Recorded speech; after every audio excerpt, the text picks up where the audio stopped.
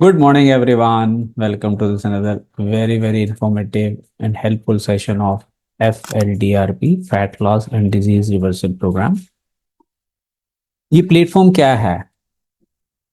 ये प्लेटफॉर्म एक beautiful platform है जो हमारी लाइफ से एक चीज को हटाता है।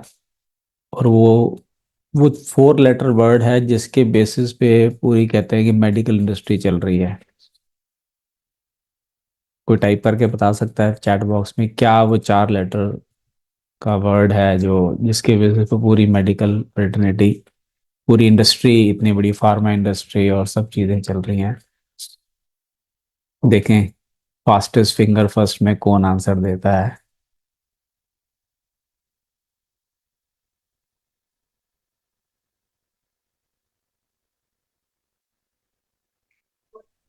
टाइप करें जरा तो अच्छा रहेगा। FEAR, fear. आपको मैं एग्जांपल से बताता हूँ फियर कहाँ कहाँ काम आता है और कैसे डर आता है। मेरे मामा जी डॉक्टर हैं और इनकी बेटी की शादी थी, हम लोग वहां गए हुए थे और अचानक इतने सारे लोग आए हुए थे तो किसी की तबीयत खराब हो गई। तो मामा जी बीइंग डॉक्टर ही use to carry his pill box जो लेके चलते थे। तो उसमें कोई दवाई निकली जिसकी एक्सपायरी हो चुकी थी। How many of you see the expiry date and throw it away? क्यों? तो एक्सपायरी हो गई है, नहीं मत खाना दवाई, है ना? कितने लोगों ने एक्सपीरियंस किया है चीज। तो मामा जी ने हमें समझाया कि ये एक्सपायरी होने से कोई जहर नहीं हो गई। कहते भी एक दिन पहले या एक हफ्ता पहले या एक महीना पहले जब भी एक्सपायर हुई है वो दवाई तुम्हारी जान बचाने के लिए दी जा रही है। तुम्हारी जान कैसे ले सकती है वो? हाँ, उसकी पोटेंसी थोड़ी सी कम हो जाती है। राइट। हम पिक्चरों में देखते हैं कोई पेशेंट जाता है, ओहो आप बिल्कुल सही वक्त पे ले आए, आधा घंटा भी लेट आते ना तो बहुत कुछ हो जाता। हम मैंने heard this type of dialogue, है ना? Fear fear fear fear create किया जाता है। फियर जब तक आप क्रिएट नहीं करते हैं लोग आपकी बात को मानते नहीं है। हमारे एक बहुत अच्छे दोस्त हैं, he is into astrology and all. क्योंकि अच्छे दोस्त हैं तो वो, मतलब मैं किसी प्रोफेशन के अगेंस्ट बात नहीं कर रहा हूँ, मैं एक जनरल माइंडसेट की बात कर रहा हूँ। तो कहते हैं हमारे पास भी लोग तब आते हैं जब बिल्कुल डरे हुए होते हैं, पता नहीं क्या हो जाएगा। प्रिवेंशन के लिए कोई नहीं जाता पूछने के लिए, फियर में जब आते हैं तब आते हैं लोग, डर जाते हैं जब। तो ये इस प्लेटफॉर्म का जो सबसे बड़ा एडवांटेज मुझे मिला है, हमारी पूरी फैमिली को मिला है कि फियर दूर हो गया। फियर कैसे दूर होता है? फियर दूर होता है एजुकेशन से।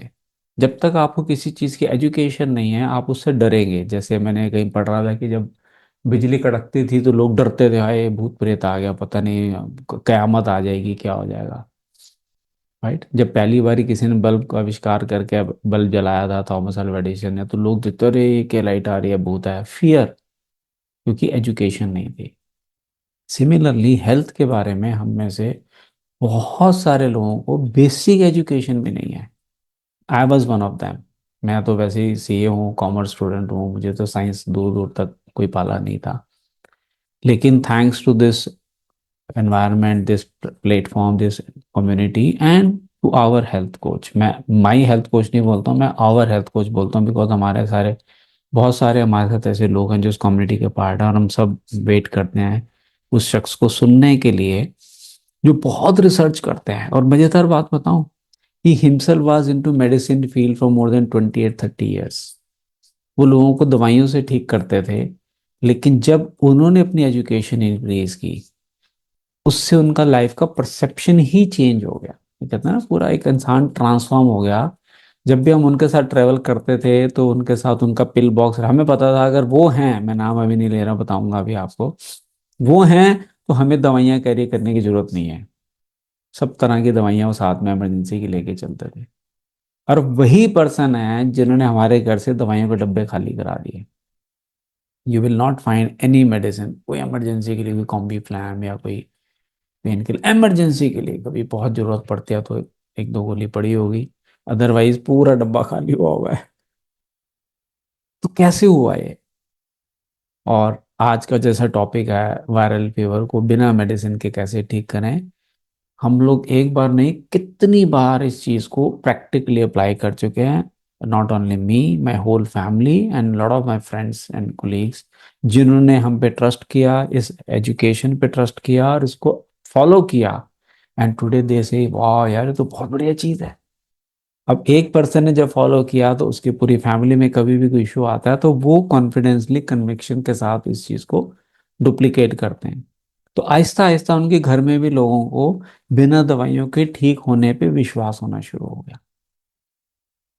और FLDRP ऐसी कम्युनिटी है जहाँ पे इसका नाम है fat loss and disease reversal program. Fat loss, not weight loss. Fat, extra fat जो बॉडी के अंदर आता है वो कितने नुकसान कर सकता है हमें समझ ही नहीं आती, राइट। तो वो फैट लूज करना है, वेट लूज नहीं करना। कई बार आपको वेइंग मशीन पे वेट कम नजर नहीं आएगा लेकिन इंचेस में फर्क नजर आता है, that is real fat loss. Fat, otherwise weight loss तो आप मसल लूज करके भी कर सकते हो, तो दैट इज नॉट हेल्दी। तो यहाँ पे हमें प्रॉपर बहुत अच्छे तरीके से नेचुरल डाइट के थ्रू, नेचुरल लाइफस्टाइल के थ्रू हमें एजुकेट किया जाता है कि कैसे छोटे छोटे चेंजेस लाकर हम एक ऐसा लाइफस्टाइल की हैबिट बना लें कि लाइफ लॉन्ग हम अपने वेट को मेंटेन भी कर सकें। और उसके बाद आता है DRP, डिजीज रिवर्सल प्रोग्राम। कोई भी डिजीज आपकी बॉडी में अगर है तो वो अननेचुरल है। भगवान ने हमारा शरीर हेल्दी रहने के लिए बनाया है, पता है आपको। अगर हम बीमार हैं तो ये हम अपनी गलती से हैं। भगवान की मैन्युफैक्चरिंग में कोई डिफेक्ट नहीं है। भगवान ने तो बॉडी बिल्कुल परफेक्ट बना के भेजी थी हमें। तो कोई भी बीमारी हमें चल रही हो, कोई दवाई चल रही हो, डायबिटीज की हो, एस्थमा की हो, कोलेस्ट्रॉल की हो, एनी एनी मेडिसिन, माइग्रेन, कोई भी मेडिसिन चल रही है, अगर आप चाहें और आप फॉलो करने के लिए तैयार हो, अगर एक स्टूडेंट बनने के लिए तैयार हो, सीखने के लिए तैयार हो, तो इस प्लेटफॉर्म से आपको एजुकेशन दी जाएगी। 1 to 1 बेसिस पे गाइडेंस दी जाती है, आपके लाइफस्टाइल को ग्रेजुअली चेंज करके कैसे आप बॉडी के इंटरनल हीलिंग सिस्टम को एक्टिवेट कर सकते हैं।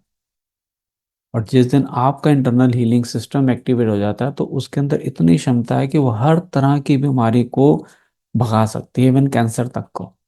Yes, I repeat, even cancer तक को, जो आज तक मोस्ट ड्रेजेड डिजीज के अंदर मानी जा रही है।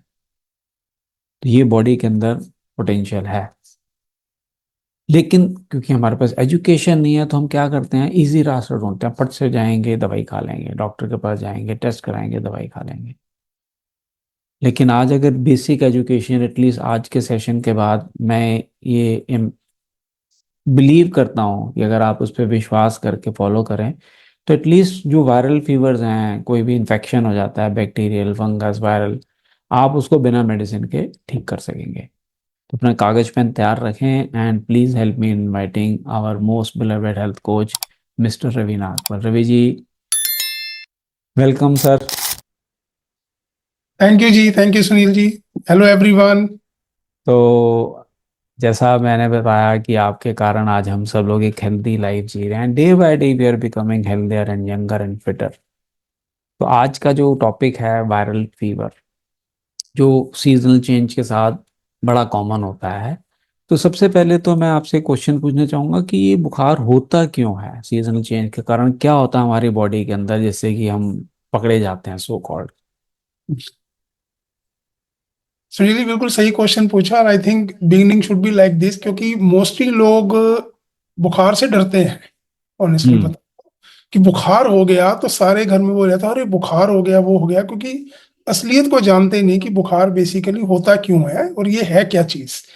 और खासकर जब चेंजिंग सीजन जैसे आपने कहा, अब चेंजिंग सीजन उसके लिए रिस्पॉन्सिबल है तो आई वोंट से कि उसको ये रिस्पॉन्सिबल है इतना, बिकॉज अगर चेंजिंग सीजन ही रिस्पॉन्सिबल होता तो सबको फीवर होता।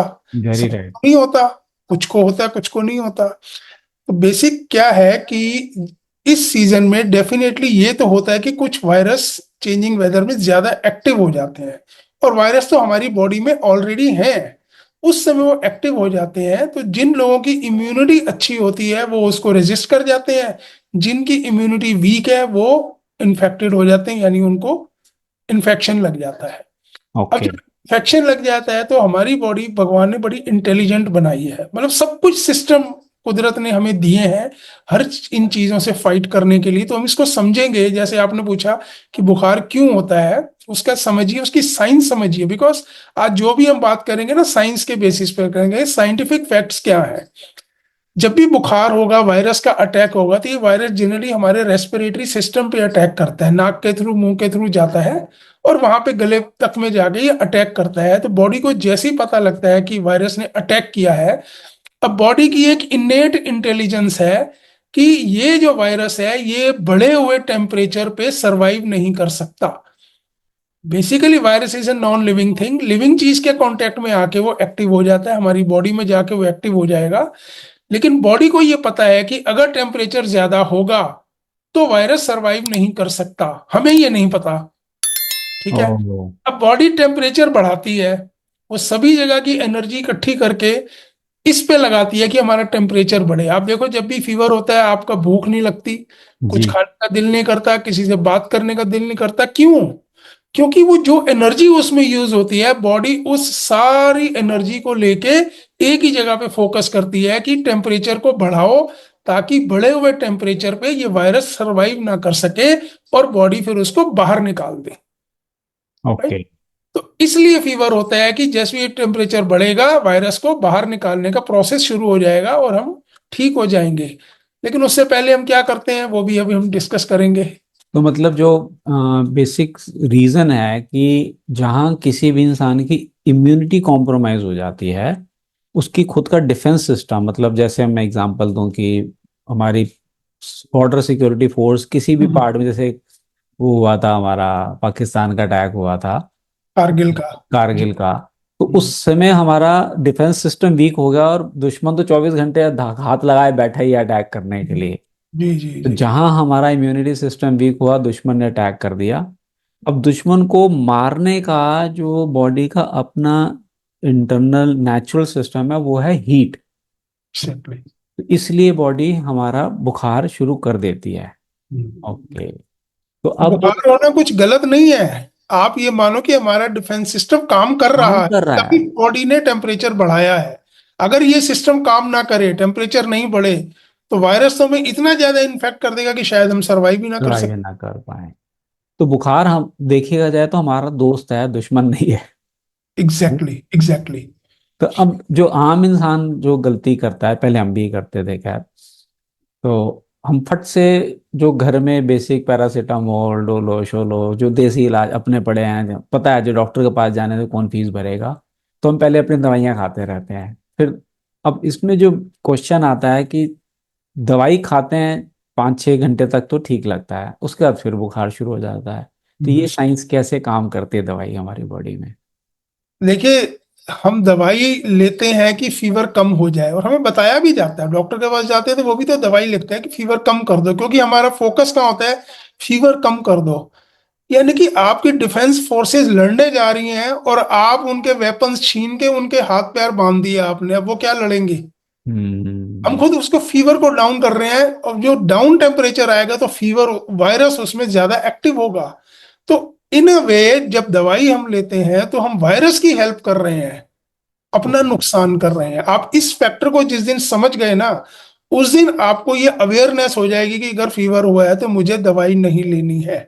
ऑफ कोर्स अभी इसकी पूरी नॉलेज लें, सिर्फ इस सेंटेंस में ना जाएं कि हमें नहीं लेनी है, बिकॉज कब तक नहीं लेनी है ये भी पता हो, और कैसे नहीं लेनी, क्या करना है वो भी हमें पता होना चाहिए।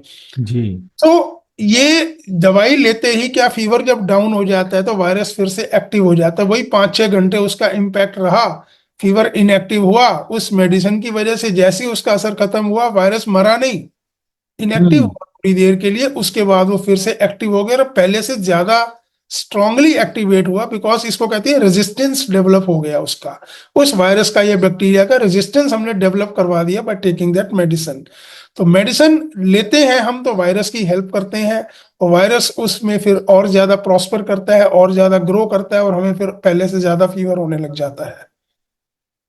तो जैसा आपने एक बार, कई बार मुझे अभी भी वो सीन याद है जब फर्स्ट टाइम मैंने आपको सुना था वायरस फीवर के ऊपर, तो बड़ा अच्छा एग्जांपल दिया था आपने इसी चीज को एक्सप्लेन करने के लिए कि जैसे हम दवाई खाते हैं हम्म। तो वायरस को मारने के लिए जो टेम्परेचर आ रहा है, हमने उसके बीच में एक वॉल क्रिएट कर दी। Body exactly. के सिस्टम को रोक दिया हमने कि भाई तू वायरस को अटैक मत कर, और हम्म। वायरस उसमें पनपने लग जाता है। और आपने बड़ा अच्छा बताया था विजुअल इफेक्ट, मुझे अभी भी याद आता है कि ऐसे लगता है जैसे वायरस स्विमिंग पूल में तैर रहा है और एंजॉय कर रहा है, रिलैक्स कर रहा है, क्योंकि उसके ऊपर अटैक ही नहीं हो रहा। सारे वायरस के सिम्टम्स मोर और लेस वही के वही हैं। कौन कौन से सिम्टम होते हैं? फीवर होगा, कोल्ड होगा, ठंड लगेगी या पसीना आएगा, बॉडी एक होगा, गले में दर्द होगा, सिर में दर्द होगा, रेस्पिरेटरी प्रॉब्लम होगी। ये सारे वायरल के सिम्टम्स सेम है, वही के वही होते हैं। अब उस बात पे आते हैं, कोल्ड हुआ हमें, कोल्ड हुआ, हमने दवाई ले ली, वो धीरे धीरे क्या हुआ, रेजिस्टेंट हो गया। उसके बाद हमें कफ हो जाती है, बलगम हो जाती है। अब बॉडी बलगम बाहर निकालना चाहती है, लेकिन हम फिर दवाई ले लेते हैं कि बलगम बड़ी आ रही है, खांसी हो रही है तो ले लें। अब क्या होगा, बलगम हमने अंदर ही रोक ली। अब जब बलगम अंदर रोक ली तो वो एक फेवरेबल एनवायरनमेंट है वायरस के लिए, वो वही स्विमिंग पूल उसका बन गया और वो वो उसमें एंजॉय कर रहा है, क्योंकि अंदर बलगम हमने अंदर ही रोक ली, जबकि वो बाहर निकलनी चाहिए। बॉडी वायरस को बाहर निकालना चाहती है थ्रू दैट, लेकिन हम वो उसको रोक देते हैं। लूज मोशन होते हैं, हम दवाई लेते हैं, लूज मोशन नहीं होने चाहिए, लूज मोशन नहीं होने चाहिए। Body wants to discard all those toxins through that, लेकिन हम फिर दवाई लेके उसको अंदर कर देते हैं। We should not do it. हमें रेमेडियल मेजर्स जरूर लेने हैं, लेकिन कौन से लेने हैं वो हम बाद में आगे चल के डिस्कस करेंगे। इट्स नॉट कि हमने नहीं लिया और कुछ नहीं किया, कुछ हमें करना होगा, बट कुछ डिफरेंट जो हम हम्म। करते हैं उससे अलग।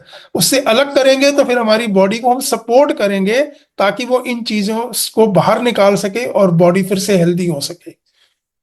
तो जैसे आपने बताया कि सिम्टम्स, तो मेरा ही जो ऑब्जर्वेशन है कि सबकी बॉडी अलग अलग सिम्टम्स, जैसे मेरे कई बार गला पकड़ा जाता है तो इस इमीडिएटली पता लग जाता है कि हम पंजाबी में बोलते हैं पकड़े गए यहाँ, हम्म। का बुखार ने पकड़ लिया। अब कईयों की टांगों में दर्द शुरू होता है, कईयों की कमर में दर्द शुरू हो जाता है।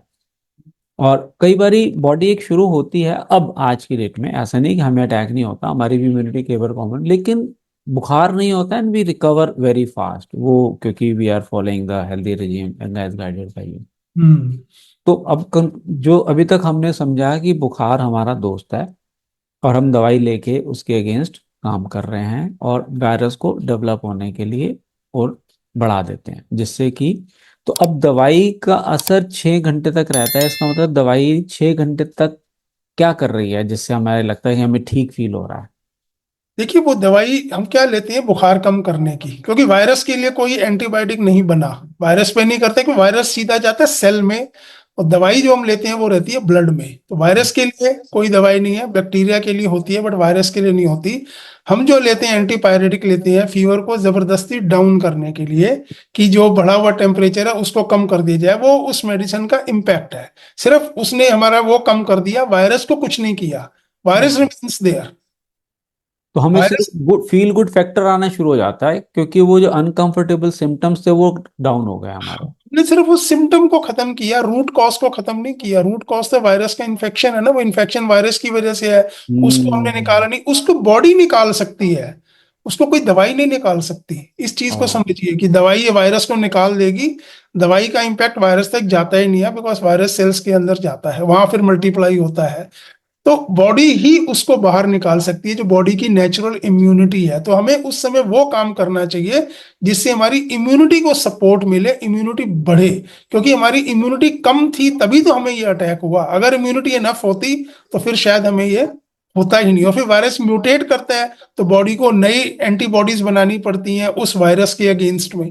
तो म्यूटेट होता है, इसीलिए देखिए हर इंसान को साल में 2-3 बार फीवर हो जाता है, चाहे वो कितना भी हेल्दी हो, 2-3 बार फीवर होता है। हाँ, जिसकी इम्यूनिटी स्ट्रांग होगी उसका फीवर होगा और फटाफट ठीक भी हो जाएगा, उसको ज्यादा पता भी नहीं लगेगा, या पता लगेगा तो थोड़ी देर के लिए होगा। लेकिन जिसकी इम्यूनिटी उतनी अच्छी नहीं है उसको फिर टाइम लगता है। और देखिए पहले जमाने में हमारे यहाँ जो कहावत हुआ करती थी, कि अगर कोल्ड हुआ, जुकाम हुआ, दवाई लोगे तो 1 हफ्ता लग जाएगा ठीक होने में, और नहीं लोगे तो 7 दिन में ठीक हो जाओगे। तो ये कहावत चला करती थी पहले जमाने में। तो उस समय वो लोग जानते थे कि दवाई का ऐसा कोई इम्पैक्ट नहीं है, बॉडी की इम्यूनिटी उसको ठीक कर सकती है। तो देखा जाए तो ये कहेंगे कि दवाई एक्चुअली बीमारी को ठीक नहीं कर रही है, ठीक तो बॉडी खुद ही कर रही है। एग्जैक्टली। तो हम बॉडी दवाई लेके सिर्फ उसके सिम्टम्स को फील नहीं कर रहे हैं बस। हाँ, तो बिल्कुल इस बिल्कुल। प्रोसेस में तो इसका मतलब तभी वो ड्यूरेशन बढ़ जाती होगी फिर तो, बॉडी की हीलिंग के सिस्टम को अगर हम इंटरप्ट कर रहे हाँ, हैं। क्योंकि रेजिस्टेंस डेवलप हो जाती है ना बॉडी में, वी गेट रेजिस्टेंट, क्योंकि जो भी चीज हम बार बार लेते रहेंगे हमारी बॉडी रेजिस्टेंस डेवलप कर लेती है। फॉर एग्जांपल, एंटीबायोटिक्स हमने इतने यूज कर लिए हैं, इतने एंटीबायोटिक्स यूज कर लिए हैं कि इस समय ऑलमोस्ट सबकी बॉडी रेजिस्टेंट हो गई है टुवर्ड्स ऑल द एंटीबायोटिक्स। इसलिए पिछले 10 से 12 सालों में कोई नया एंटीबायोटिक नहीं आया। नाउ दे हैव रियलाइज कि अब कोई एंटीबायोटिक बॉडी पे असर नहीं करेगा। अब ओ, वो अलग अलग एवेन्यूज ढूंढ रहे हैं कि बॉडी को कैसे ठीक किया जाए। हालांकि वो सारा प्रोसेस नेचुरली हम फॉलो कर सकते हैं, हमें वेट नहीं करनी कि वो फॉलो करेंगे और हमें टेबलेट कैप्सूल बना के दे देंगे। वी कैन डू इट, और हम लोगों की भी हेल्प कर भी रहे हैं उसके तरीके से। लेकिन वो रेजिस्टेंट हो गए ना, जो चीज फ्रीक्वेंटली यूज करेंगे तो क्या होगा, रेजिस्टेंट हो जाते हैं, फिर हमें उसका इम्पैक्ट ही नहीं आता है। तो वही चीज हो रही है, अगर हम बार बार लेते रहेंगे, बुखार की ले लेते हैं, दर्द की ले लेते हैं, तो धीरे धीरे क्या होता है, फिर हमें उसका असर ही नहीं होता है। अल्कोहल लेते हैं लोग, पहले पैक पीते हैं तो वो झूम जाते हैं, धीरे धीरे रेजिस्टेंस डेवलप हो गई ना, फिर वो 3 में भी कुछ नहीं होता है, 4 में भी कुछ नहीं होता है, फिर वो बंदा कहता है मुझे तो कुछ होता ही नहीं। कैपेसिटी बढ़ जाती है उनकी। बॉडी रेजिस्टेंस डेवलप कर लेती है, तो हर चीज के लिए रेजिस्टेंस डेवलप हो जाती है।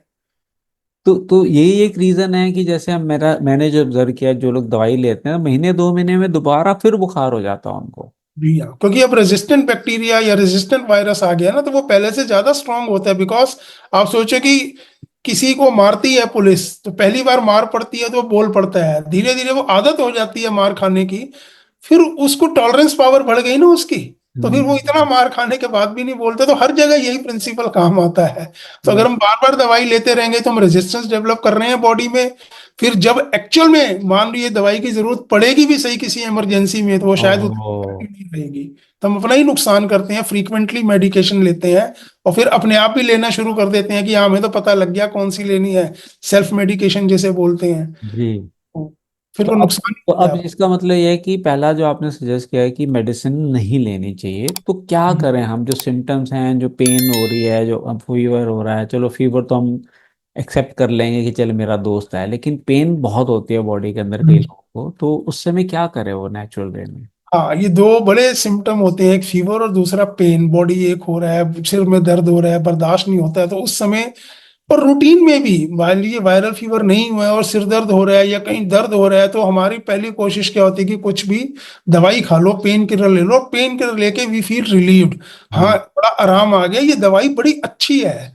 और फिर उसको हम हमेशा अपने पास रखते हैं कि जब भी होगा हम यही ले लेंगे, और लेते रहते हैं सालों तक। लोग आप देखो वही पेन किलर लेते रहते हैं। तो पेन किलर को उन्होंने समझा नहीं कि एक एक पेन किलर कितना नुकसान देता है हमें, कितना नुकसान देता है। देखिए थोड़ी सी बॉडी की साइंस को समझिए, पेन क्यों होता है, जब उस जगह पे कुछ दिक्कत है, वहां पर इन्फ्लेमेशन हो गई, स्वेलिंग हो गई, चोट लग गई। देखिए चोट लगती है, हम सोचते हैं कि चोट से दर्द हो गया। अगर आप ध्यान से देखो, ये जो वियतनाम वार में एक बार उन्होंने सर्वे किया था, वो सोल्जर थे जिनके ब्लास्ट में पैर तक उड़ गया था जब वो फाइटिंग कर रहे थे।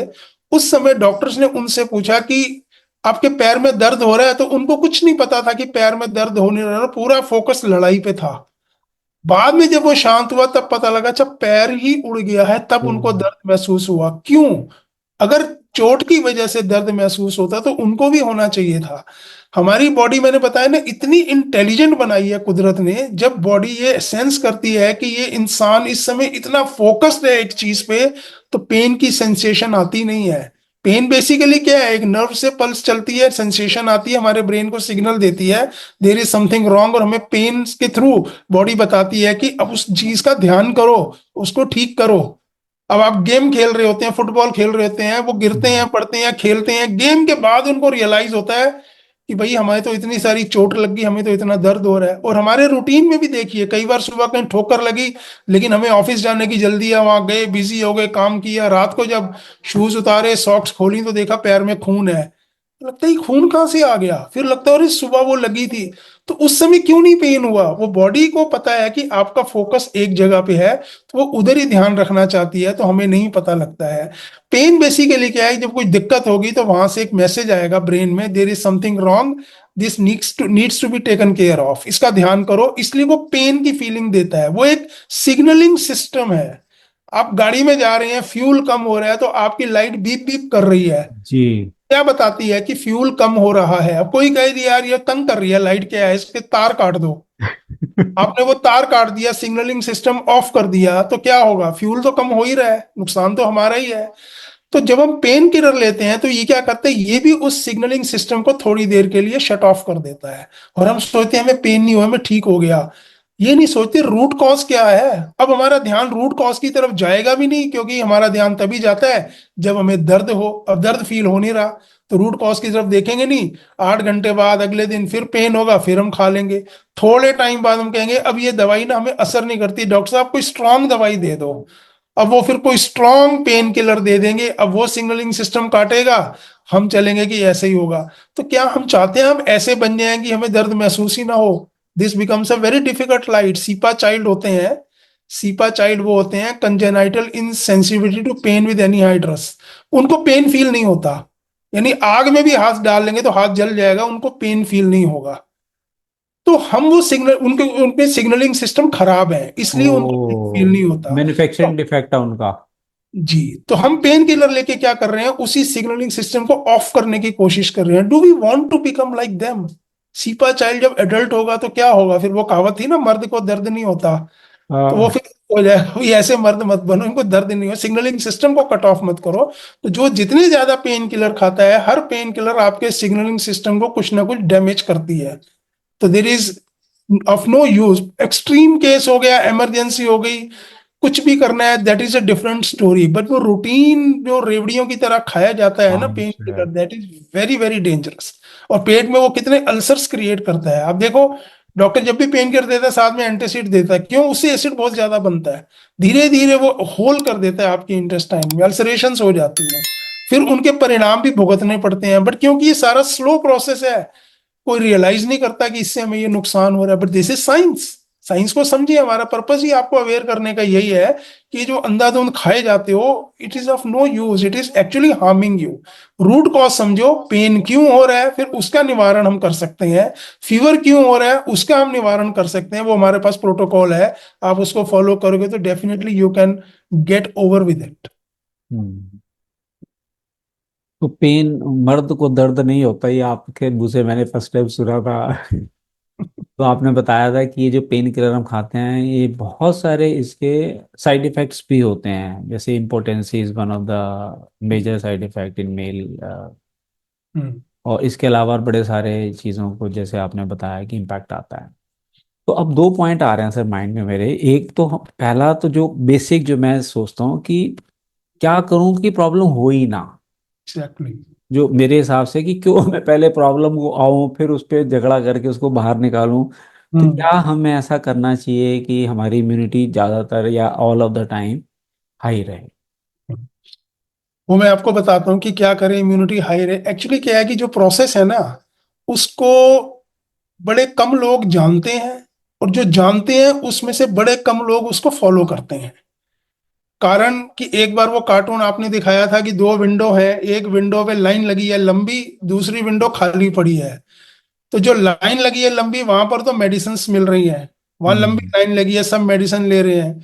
ठीक दोनों से होना है लोगों ने, चाहे टेम्पोरेरी या परमानेंट, वो बात की बात है। दूसरी घड़ी पे लिखा है लाइफस्टाइल चेंजेस, वहां पर कोई नहीं खड़ा। क्योंकि हम्म। लोगों को लाइफस्टाइल चेंज करना बहुत मुश्किल लगता है, दवाई अंदर डालना बड़ा आसान लगता है। तो जो चीज आसान लगती है जरूरी नहीं कि वो सही हो। जो चीज आपको मुश्किल लगती है तो शुरू में मुश्किल लग सकती है। लाइफस्टाइल बेसिकली क्या है? It's habit. हैबिट ही तो है। हैबिट जब बन जाएगी फिर वो मुश्किल नहीं लगता है। अब कितने यहाँ पर टीचर्स होंगे कुछ जिनको सुबह 5 बजे उठना पड़ता है। अब हम्म। क्योंकि उनको हैबिट हो गई है तो वो उठ जाती है कि ठीक है सुबह 5 बजे उठना है, हमें काम करना है, तो इतनी स्ट्रगल नहीं होती। लेकिन जिसकी आदत है 9 बजे उठने की, उसको बोलो 5 बजे उठना है तो बड़ा मुश्किल लगेगा शुरू में। यस। लेकिन जब वो लगातार ये काम कर लेंगे तो फिर वो भी उनके लिए इजी हो जाएगा। तो लाइफस्टाइल चेंजेस कर लेंगे, उसी से हमारी इम्यूनिटी डेवलप होती है। हम सोचें कि हम दवाई लेके इम्यूनिटी बढ़ा लें, तो दैट इज नॉट पॉसिबल। वो टेम्पोरेरी बेसिस पे कुछ हो सकता है, बट परमानेंट बेसिस पे नहीं हो सकता है। And we need permanent results, don't we? Right, very तो राइट सर। उसके लिए we need to focus on our lifestyle, कि हम कितने बजे उठते हैं, उसके बाद हम क्या करते हैं, क्या खाते हैं, क्या पीते हैं। और सबसे बड़ी बात जो अब रियलाइज किया जा रहा है मेडिकल वर्ल्ड में भी, कि हम सोचते क्या हैं। हमारी सोच से बहुत फर्क पड़ता है। हमारी सोच से बीमारियां बढ़ती भी हैं, सोच से बीमारियां लंबी भी चलती हैं, और सोच से ही वो बीमारियां ठीक भी हो सकती हैं।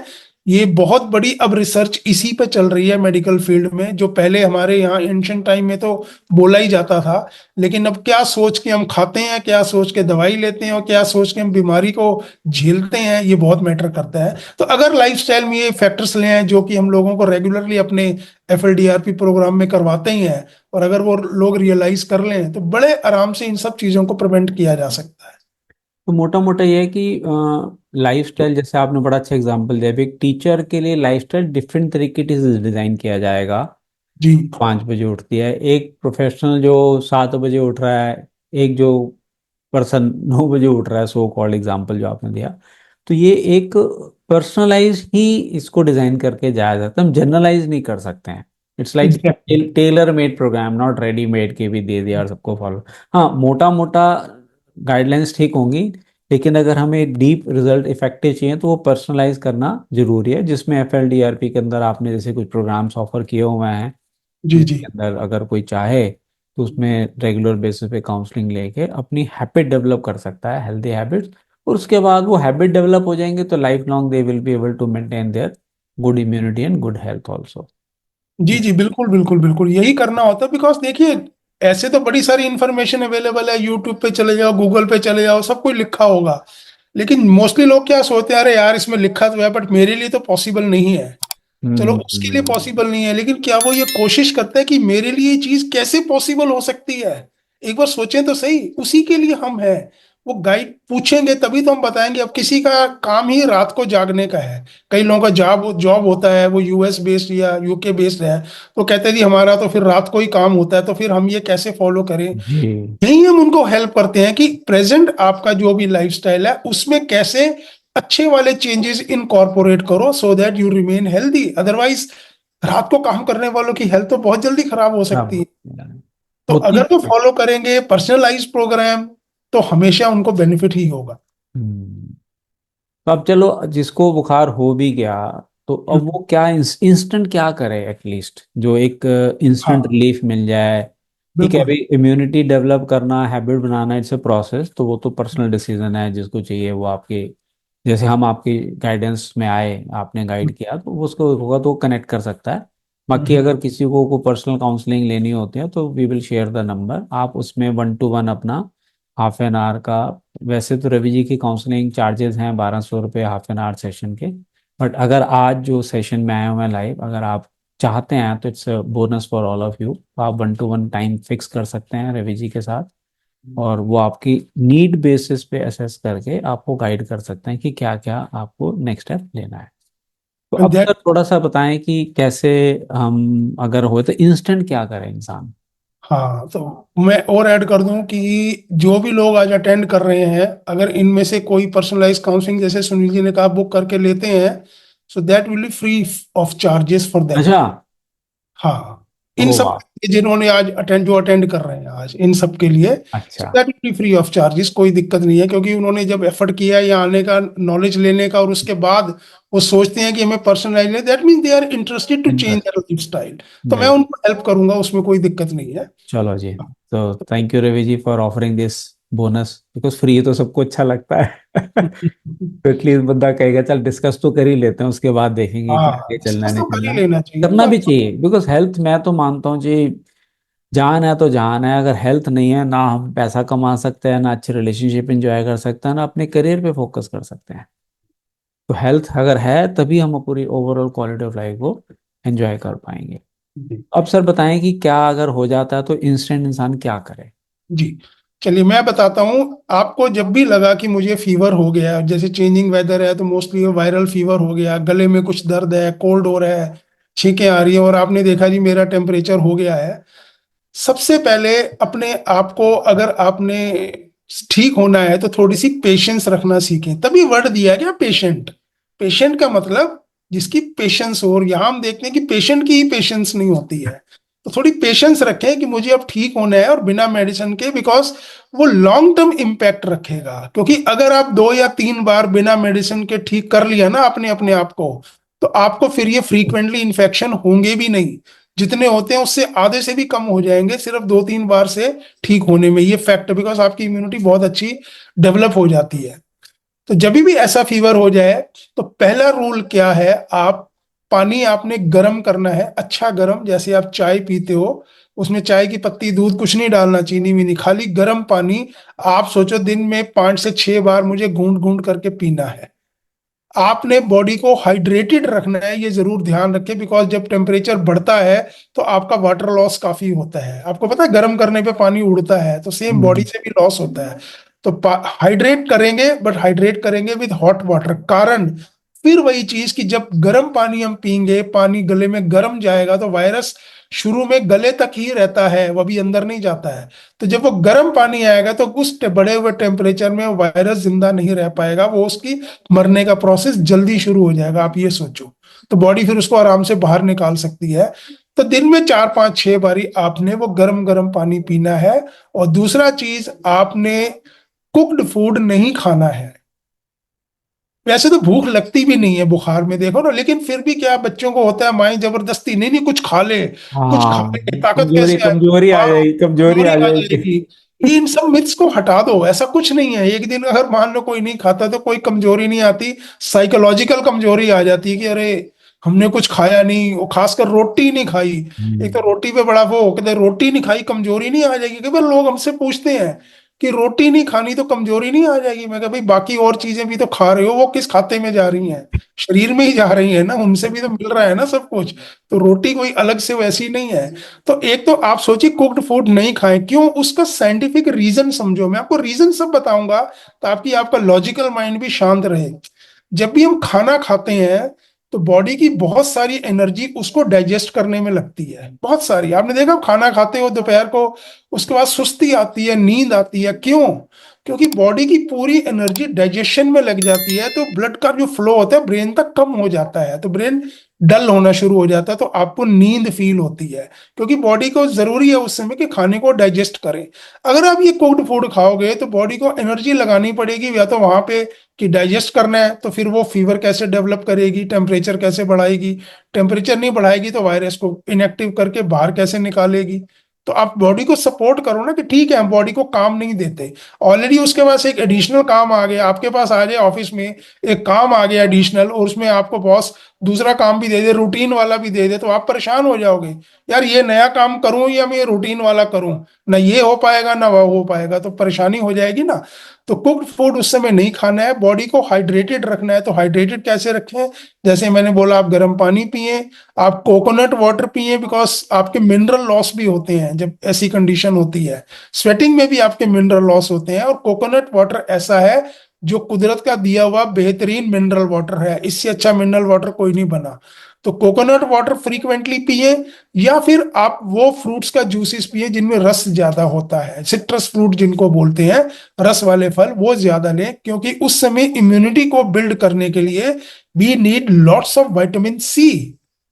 रूटीन में भी अगर हम विटामिन सी अच्छा लेते रहेंगे खाने के थ्रू, या फिर अच्छे वाले सप्लीमेंट्स के थ्रू, अच्छे वाले इसलिए कह रहा हूँ कि बहुत तरह के सप्लीमेंट्स आते हैं, तो जब जरूरत पड़े तो हम सप्लीमेंट लें, लेकिन अच्छे वाले नेचुरल वाले, वो हम डिस्कस करके बता सकते हैं कि कौन से आपके लिए अच्छे रहेंगे, because person to person vary करता है कि कौन से लेने हैं, कितने लेने हैं।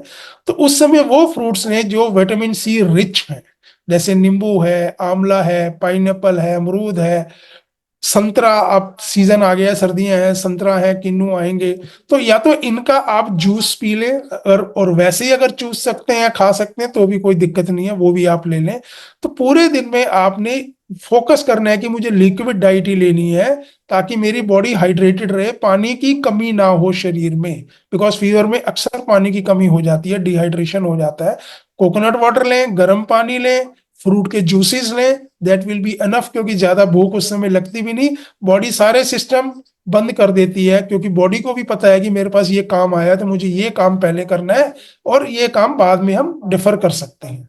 तो पहला दिन क्या हुआ, आपने लिक्विड लिक्विड लिक्विड ले लिया, तो यू विल फील बेटर, और घबराए नहीं। फीवर आपका, अगर आप ये प्रोसेस फॉलो करेंगे, फीवर आपका मैक्सिमम भी जाएगा तो 101 तक जाएगा, नो नीड टू वरी, 102 तक आपको सोचने की जरूरत नहीं है। 102 के बियॉन्ड जाएगा तो मैं बताऊंगा क्या करना है। तो आपको घबराना नहीं है, वही ना, पेशेंस रखनी है कि कोई बात नहीं, 100 हो गया, 101 हो गया, कोई बात नहीं, जस्ट लाई डाउन। रेस्ट करना बहुत जरूरी है उस समय, बिकॉज देखिए फिर बॉडी की एनर्जी यूज होगी ना, अगर आप कोई काम कर रहे हैं तो we want to conserve that energy for that fever to happen. हम चाहते हैं कि वो हो, वो होगा तो वायरस खत्म होगा, वायरस खत्म होगा तो वो जल्दी निकलेगा और हम जल्दी रिकवर होंगे।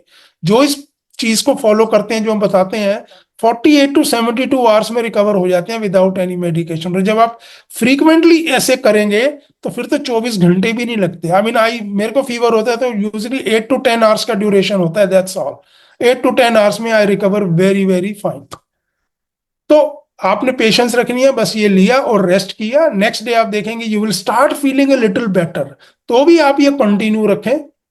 जूसेस लेना, कोकोनट वाटर लेना, कितना लेना है वो इंडिविजुअल वेरी करेगा, पर्सन टू पर्सन। वो जब हम आपको बताएंगे आपकी कंडीशन के हिसाब से, आपकी एज के हिसाब से कि कितना लेना है, तो हम आपको बता देंगे।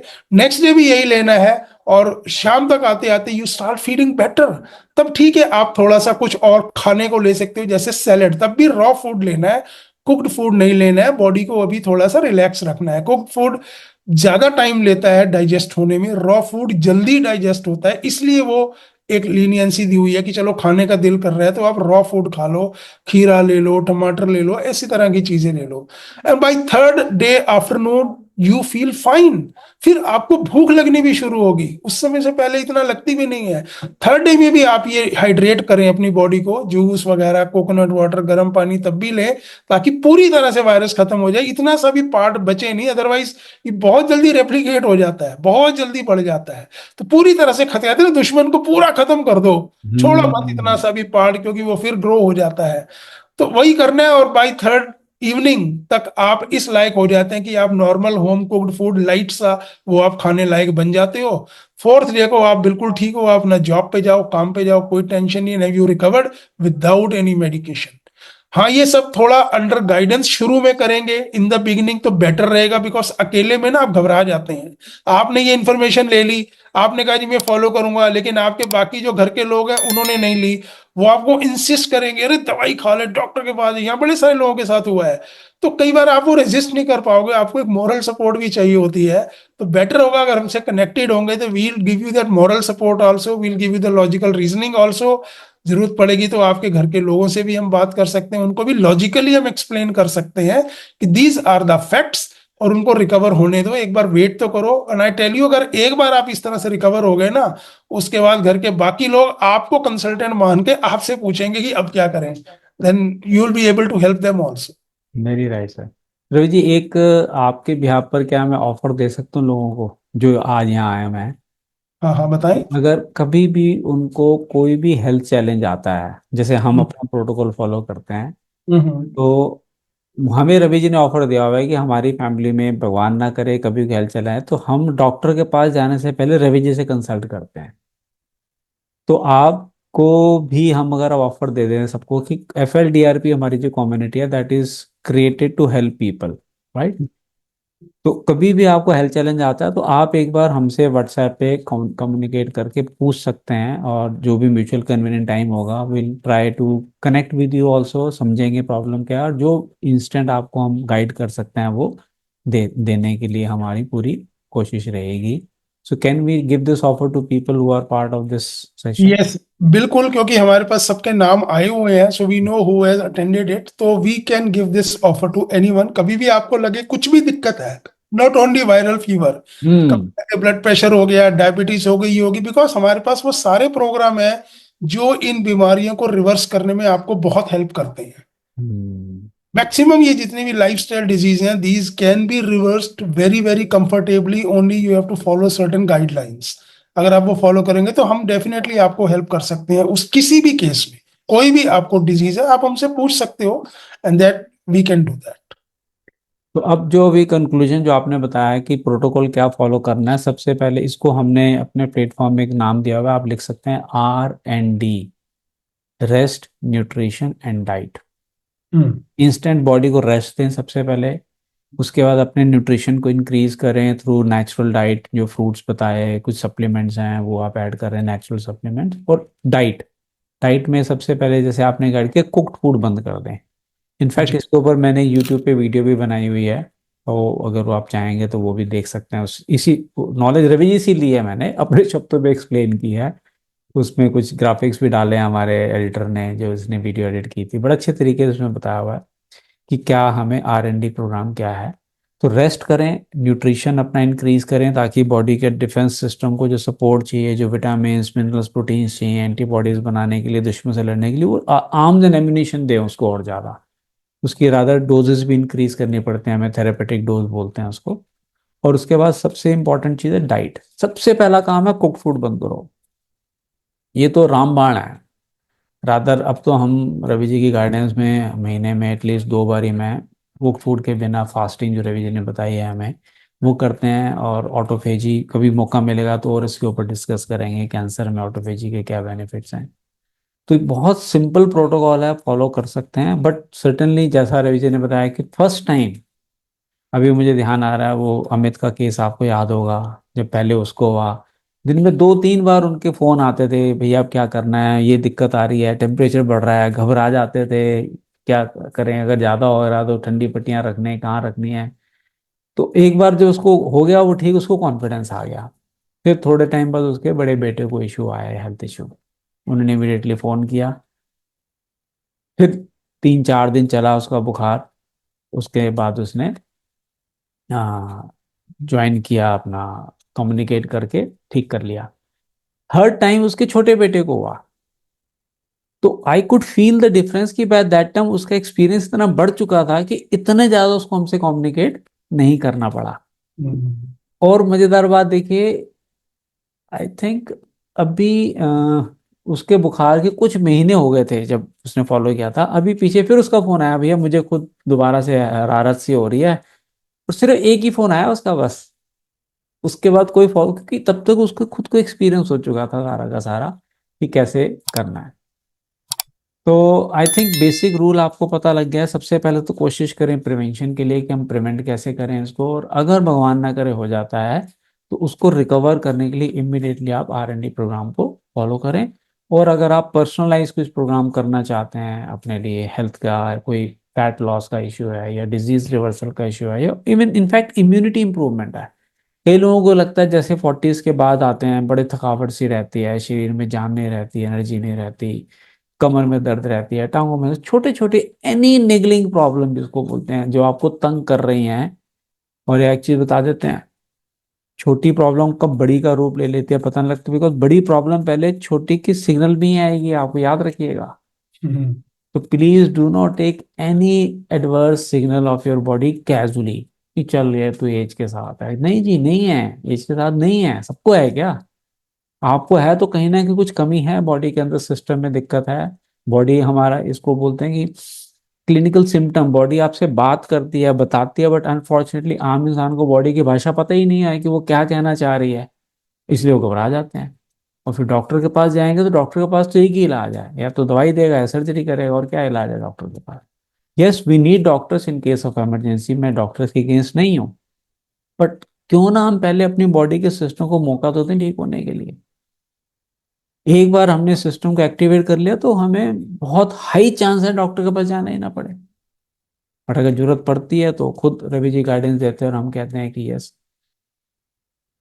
तो आई थिंक बेसिक आइडिया मिल गया है। कुछ 10 मिनट है हमारे पास, 8 मिनट, तो हम कुछ क्वेश्चन आंसर्स ले लेते हैं रवि जी। मैं आपको हम्म। क्वेश्चंस पढ़ के बताता जाता हूँ, और जिन जिन के क्वेश्चंस हैं आप प्लीज टाइप करते जाएं। तो सबसे पहला क्वेश्चन आया है सर आयुष गुप्ता का। Then hmm. By every doctor first medicine is paracetamol even they know it is of no use. क्या जवाब देंगे सर? मैं क्या बोले कि हाँ उनको पता है, बिकॉज देखिए आपको ये चीज आज तक नहीं बताई होगी कि मेडिसिन की वजह से जो डेथ होती है, that is the number 3 reason in the world. Number 1 is cancer, second is heart attack, या हार्ट अटैक पहले, cancer number 2, third is hydrogenic बोलते हैं उसको, मेडिसिन की वजह से। और मेडिसिन की वजह से जो डेथ होती है अल्टीमेटली, उनमें से सबसे ऊपर जो दवाई का नाम है दैट इज पैरासीटामोल।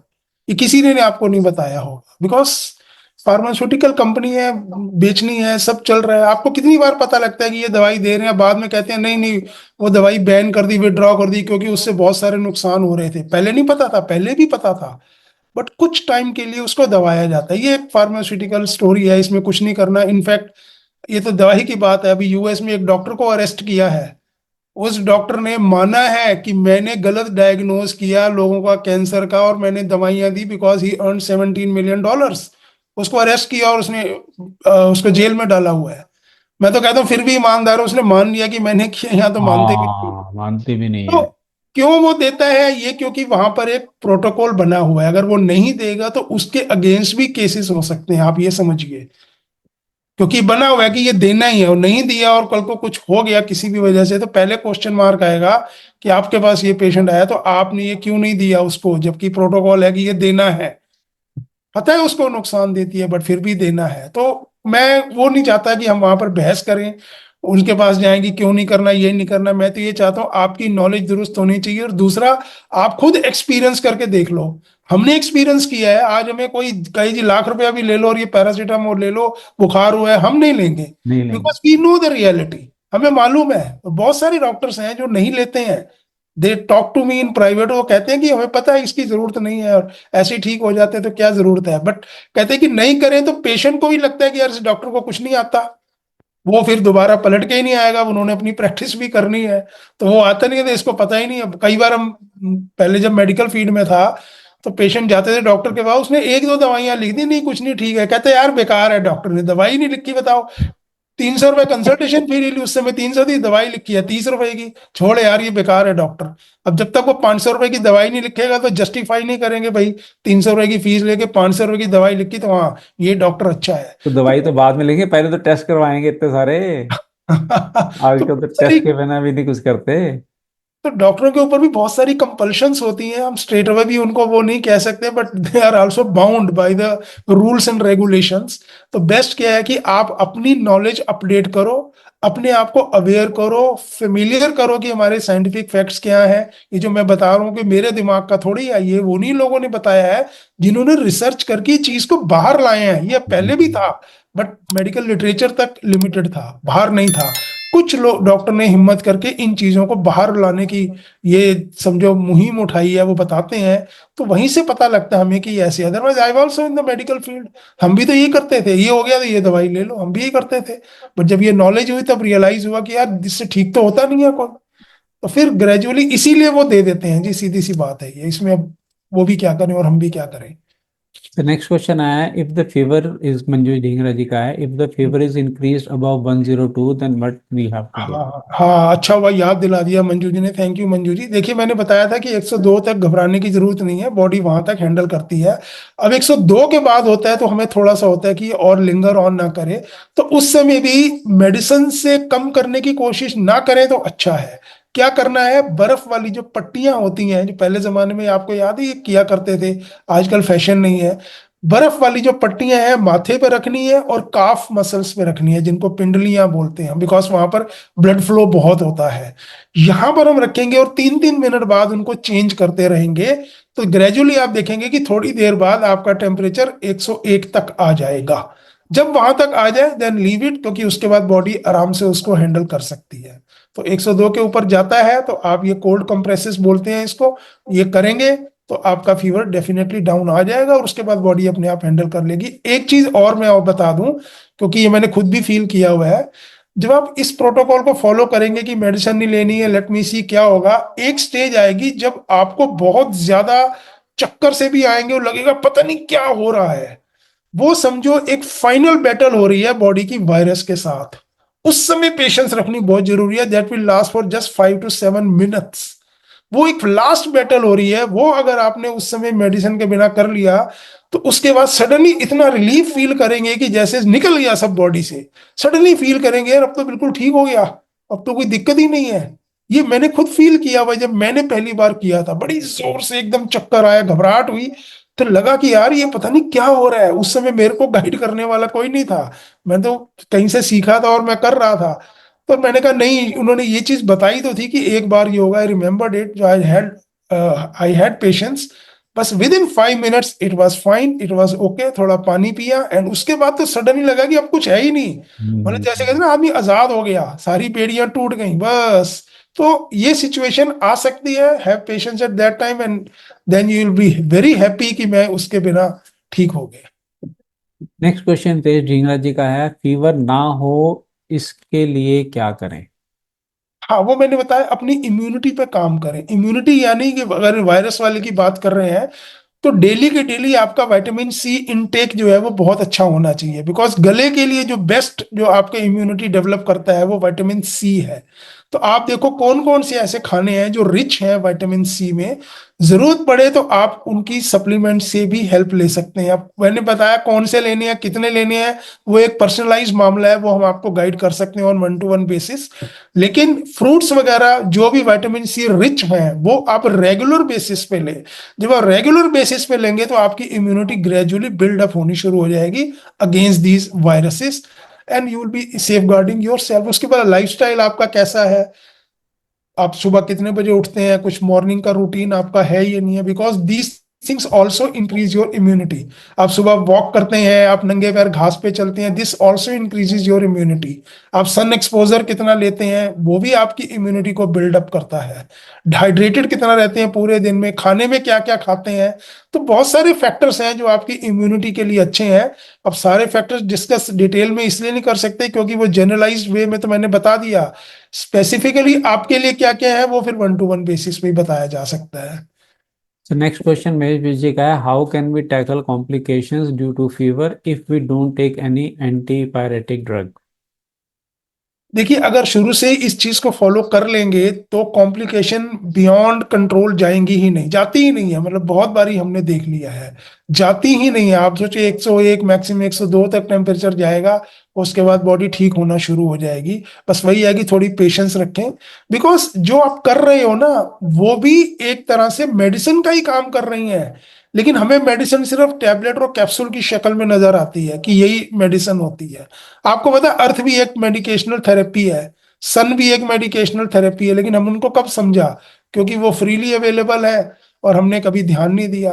तो अगर आप ये अगर सोचते हैं कि कॉम्प्लिकेशन ना हो, आप आज से ही अपना विटामिन सी इनटेक बढ़ाना शुरू कर दो, आपकी इम्यूनिटी बढ़नी शुरू हो जाएगी। और कल को फीवर हुआ, गॉड फॉरबिड, अगर ये फीवर हुआ तो आप देखेंगे कि उतनी ज्यादा इंटेंसिटी नहीं थी फीवर की, उतनी फ्रीक्वेंसी भी नहीं रहेगी, और आप इजीली आपकी बॉडी हैंडल कर पाएगी। और कॉम्प्लिकेशंस अगर हो गई, अगर बहुत ज्यादा हो गई, 104 105 106 तक चलेगी, डेफिनेटली आपको मेडिकल इंटरवेंशन की तब जरूरत है ऑन इमरजेंसी बेसिस। लेकिन वो जनरली वो चीज आती नहीं है अगर आप इसको शुरू से ही फॉलो करते हैं। ये उन्हीं लोगों को आती है जो फ्रीक्वेंटली मेडिकेशंस लेते रहते हैं, फिर उनकी इम्यूनिटी बहुत ज्यादा लो हो चुकी होती है, फिर वो फाइट करने की कंडीशन में नहीं होती है। महेश जी का नेक्स्ट क्वेश्चन है, are there any test to measure the strength of your immunity? No, वो यही है कि आपको फीवर बहुत कम हो रहे हैं, होते हैं तो बहुत जल्दी ठीक हो रहे हैं, इम्यूनिटी का इसी से पता लगता है। आपको टेस्ट हो जी इम्यूनिटी का लेवल 10 पे है कि 12 पे है, तो वो एज सच कोई वो ऐसा टेस्ट नहीं है।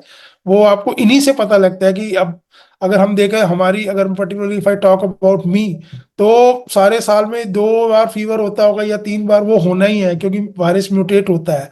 और विद इन 8 to 10 आवर्स में ठीक हो गई, तो इसका मतलब क्या है, इम्यूनिटी बहुत अच्छी है। फ्रीक्वेंटली गला खराब नहीं होता, दर्द नहीं होता, कोल्ड नहीं होता, दैट मीन्स आपकी इम्यूनिटी बहुत अच्छी है। और अगर ये बार बार होते हैं तो आपकी इम्यूनिटी लो है। सीजन चेंजेस होते हैं, लोग कहते हैं सीजन चेंज होते ही मेरे को तो ये हो जाता है, मीन्स आपकी इम्यूनिटी लो है। उसमें सीजन का या वायरस का फॉल्ट नहीं है, वो तो अपनी जगह पे ठीक है, वो तो ऐसे ही होंगे, आपकी इम्यूनिटी लो हो गई है फॉर पर्टिकुलरली दैट वायरस, तो इसलिए आपको वो दिक्कत हो रही है। तो focus on that, increase your immunity by various measures, बहुत सारे मेजर्स हैं, तो आप वो कर सकते हो। हाँ, आपके लिए कौन सा चाहिए वो फिर 1-to-1 बेसिस पे ही आपको गाइड किया जा सकता है। नेक्स्ट क्वेश्चन आयुष गुप्ता जी का है, is non veg increases immunity and body energy level? देखिए, एनर्जी लेवल का तो मैं नहीं कह सकता, क्योंकि आपको ठीक है प्रोटीन मिलता है नॉन वेज से, लेकिन नॉन वेज से बीमारियां भी बहुत मिलती हैं। और इम्यूनिटी बढ़ती है ऐसा बिल्कुल नहीं है, कम होने के चांसेस होते हैं, बिकॉज जो नॉन वेज हम खाते हैं उस जानवर को क्या क्या दिया गया है आपको भी नहीं पता। इतने एंटीबायोटिक्स दिए जाते हैं आजकल जानवरों को, या इतने स्टीरॉइड्स दिए जाते हैं उनका वेट बढ़ाने के लिए कि मीट ज्यादा मिले। और वो स्टेरॉयड भी अननोइंगली आपके अंदर जाते हैं, और स्टेरॉयड बेसिकली आपकी इम्यूनो सप्रेसेंट बोलते हैं, वो इम्यूनिटी को सप्रेस करते हैं। तो नॉनवेज खाने से इम्यूनिटी बढ़ती है ऐसा कुछ नहीं है, लेकिन इम्यूनिटी कम होने के चांसेस काफी ज्यादा होते हैं। और आप सोचे कि वहां से प्रोटीन हमें अच्छा मिल जाता है, बट वो मिल जाता है, बट साथ में फैट भी मिलती है। खैर वो एक अलग चैप्टर बन जाता है उसका खाने का। बट बेसिकली जितना भी आप देखेंगे, जितने भी जो हेल्थ के ऊपर लोग काम कर रहे हैं, सबका एक ही मत है कि नॉनवेज हमारी फूड में कम से कम होना चाहिए या नहीं होना चाहिए। Because plant protein is always better than animal protein. Animal protein से इम्यूनो डिसऑर्डर्स हो जाते हैं, ऑटो इम्यून डिजीजेस हो जाती हैं, बिकॉज वो सिमिलर प्रोटीन होता है। वही है ना, अब इसकी साइंस में जाएंगे तो बड़ा लंबा हो जाएगा। तो नटशेल में ये समझ के चलो कि नॉन वेज जितना हमारी डाइट में कम होगा उतना ही हमारे लिए अच्छा है, और हमारी इम्यूनिटी के लिए भी उतना ही अच्छा है। और साथ में कंक्लूड करते हैं, there are no more questions. जिन्होंने आपको इनवाइट किया आप उनसे कांटेक्ट करें, सो इधर they will be in a position to guide you और they will connect you with us and we will be available to guide you. और आप नंबर लिखना चाहें तो वैसे मैंने चैट बॉक्स में डाल दिया है, आप रवि जी का नंबर ले सकते हैं, 9311163932। और बाकी सारे काफ़ी सारे लोग हमारी कम्युनिटी के पार्ट हैं। मेरी जी जैसे आपने क्वेश्चन पूछा तो you are a diamond member, तो आप तो life long you have free consultation, don't worry. कोई भी आपको चैलेंज आता है प्लीज़ मैसेज टू अस, जरूरत पड़ेगी तो बात भी कर सकते हैं और आपको उस हिसाब से गाइड कर देंगे। So thank you very much, Ravi ji, for enlightening all of us in very, very simple language, a very, very important chapter of our life, जो हमारी लाइफ के जर्नी के अंदर बहुत रोल प्ले करता है। और सिर्फ हमें इम्पैक्ट नहीं करेगा, ये हमारी पूरी फैमिली के मेंबर्स को इम्पैक्ट करेगा, आई बिलीव। तो thank you for inviting me. जो लोग इस बेनिफिट नॉलेज का प्लेटफॉर्म का पार्ट बनना चाहते हैं FLDRP का, तो आप कनेक्ट करें हमसे, हम आपको गाइड कर देंगे कैसे आप इस एजुकेशन प्लेटफॉर्म का पार्ट बन के अपनी लाइफ लॉन्ग एजुकेशन इंक्रीज कर सकते हैं। और हमारे पास पूरे रिकॉर्डेड सेक्शन है इसके अंदर, जो रवि जी ने हमारे पास रिसर्च कर करके every second and fourth Saturdays को लाइव सेशंस भी होते हैं, और 1-to-1 बेसिस पे काउंसलिंग भी होती हैं, कुछ VIP काउंसलिंग सेशंस भी हैं, अलग अलग ऑप्शंस अवेलेबल हैं। वो आप जब बात करेंगे तो आपकी नीड के बेसिस पे आपको गाइड कर दिया जाएगा। So let us conclude today's session. Thank you everyone for joining and thank you once again Ravi ji. and बहुत जल्दी आपको फिर बुलाएंगे एक नए टॉपिक के साथ। So everyone enjoy your Sunday. Bye bye. Thank you sir. Thank you.